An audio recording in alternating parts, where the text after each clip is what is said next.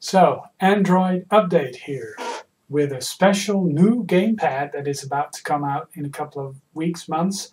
Very interesting stuff. A sneak preview at a pre-production model. So this is a pre-production model of the TEK807D, which is supposed to launch in Europe in the summer around a price mark of 150 euros, which is under $200 US. Yes, and I'm very fortunate to have this model lying on my kitchen table. So yeah, basically this is in the same category as the Archos Gamepad and the JXD S7300, but it's actually better in my opinion. There's a very comprehensive 16-page manual for the TEK807D that explains how Android works, the hardware specifications, and also what comes with the unit, and how the hardware button mapping tool works. So here we have a quick browse through the hardware specs. This little device is well kitted out, I tell you. I was particularly impressed by the screen and the buttons and the mapping tool. Okay, so the big question is, how did this device end up on my kitchen table? For that story, and finally a sneak peek and hands-on on the new upcoming device, more now.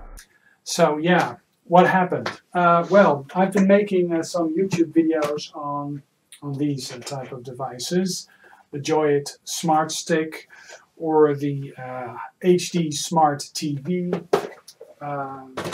I bought an Archos Gamepad like this, and this is actually using a custom-made ROM for it. It's a Spanish ROM, and actually it works quite well. I've also got another unit, and that's the JXD S7300, and then the dual-core version. So yeah, basically I've been really dying to get some gaming done on these Android devices. Both have their merits and they have their shortcomings, and the new device that I'm actually showing you some preview clips of in a while actually tries to surpass those and be the ultimate handheld. Well, let's hope so. So what's wrong with this? This one.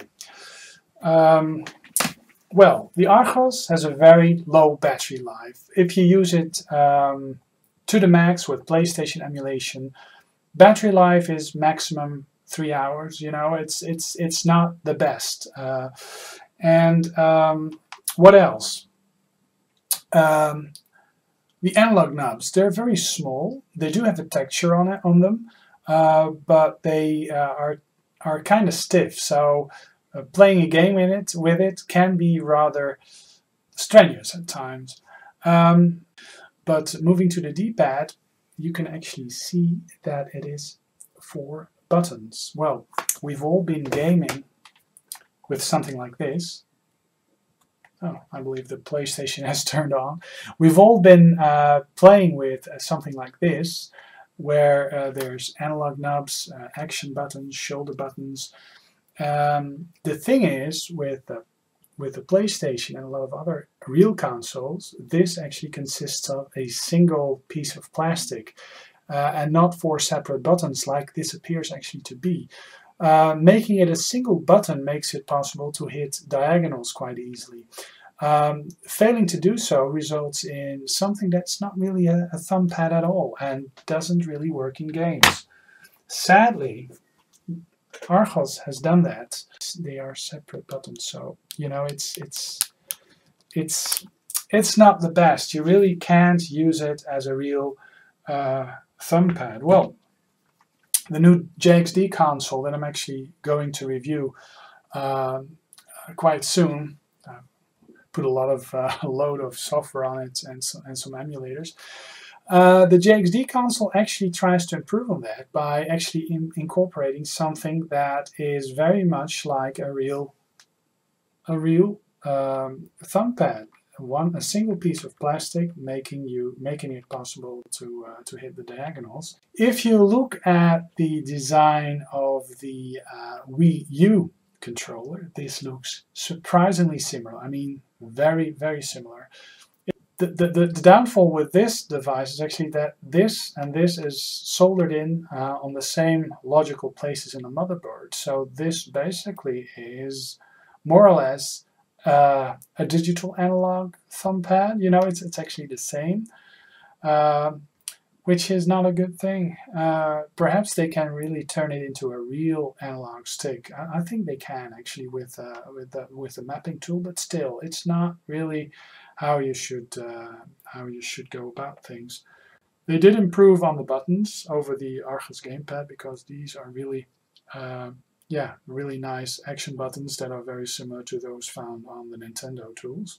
I got this device from Hong Kong. There's no CE certification, so you can't buy this in European shops or American shops. I'm going to come up with a review on this. And this is actually, controller-wise, this is actually a huge improvement over the Archos Gamepad. It's about as expensive. It has a lower clock frequency, a lower GPU, so it's not as powerful as the Archos Gamepad, but it has a better battery life. So for people who are into this type of equipment, this may be a choice. But actually, there's an upcoming device that has similar hardware design to the innards. Actually, are very similar to the Archos Gamepad, but the control scheme, the controllers, and the mapping tool is developed. It's the producers of this company. I won't name the company yet. They've actually got in contact with me because they saw my Android videos on YouTube. Can you imagine? And they actually met up with me, and they've been picking my brain a bit for some hints and tips on how to improve as a gamer, how to improve those devices. So I came up with some suggestions on the controls. I came up with some suggestions on the mapping tool, which they actually more or less, well, they did. So that's a cool thing. And I've been playing with it a bit. Edu came over to demonstrate it, and here's some clips of a preview.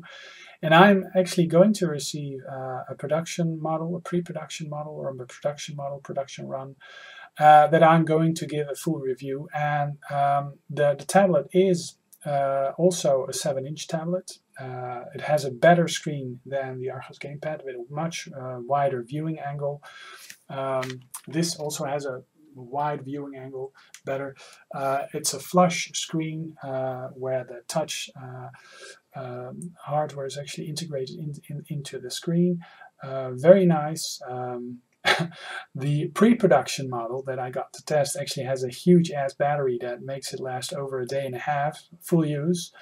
Sadly, the production model won't, because all the vendors that want to stamp their label on it, they want to have those systems out for the lowest price possible. So there may be some lower battery specs, but I mean, I've been playing with it, and the mapping tool, it works very, very intuitive, and the controls just work. I mean, I've been playing some MAME with it, some of the emulators, and it really feels right in the hands. It's a cool device. And let's show you some of the footage of the sneak preview of an upcoming console, gaming handheld, Android gaming handheld.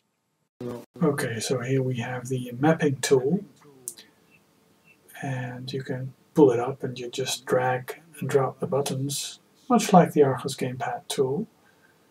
You can also have the analog sticks resized in size, also the left stick resized in size. The action buttons, just drag them around. Shoulder buttons, and the R3 buttons, I believe. Yes. So yeah. R3, L3.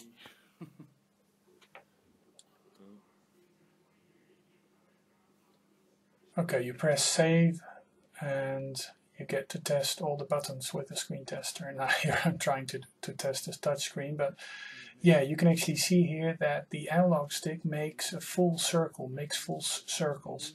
Most other devices will not make a full circle. They'll have some sort of square thing.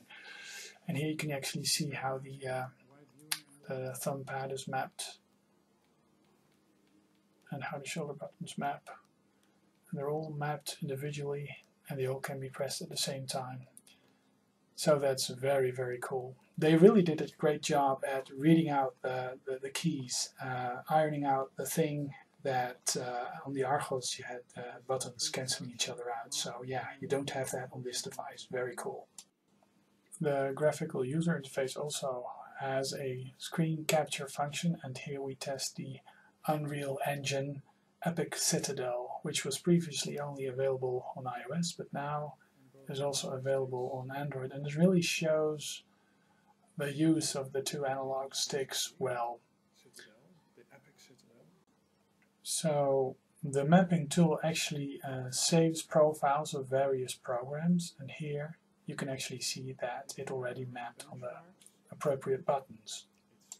We were comparing it to the other devices, but that's not actually where this video is all about, so let's not focus on the JXD, but let's focus on the new device.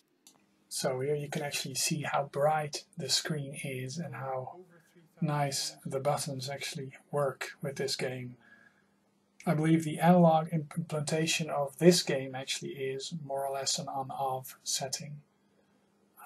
It also depends on the size of the analog buttons, how well you can actually see the analog movements.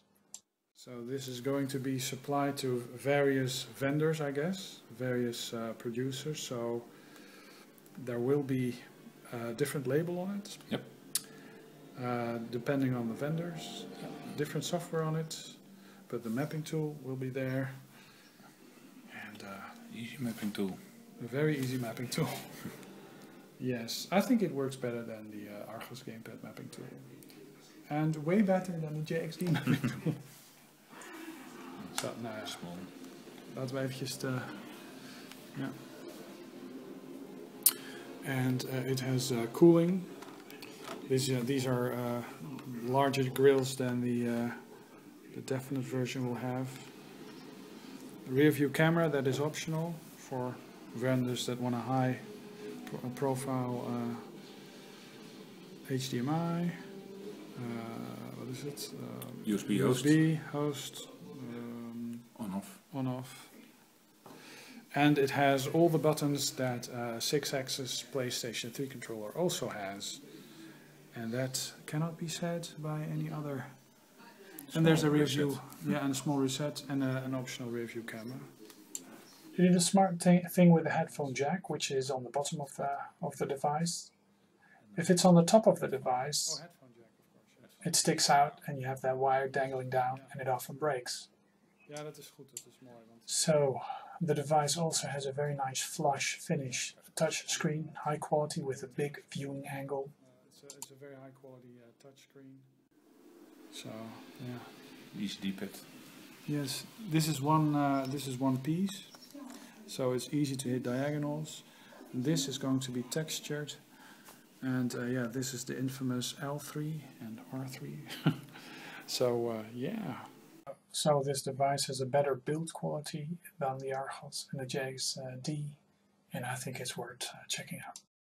And here we have a close-up of the texture on the analog knob that is going to be in the production model. So yeah, it grips your fingers really well, so very nice. And it has been used. Look at the smudges. This is just going to be one heck of a cool device.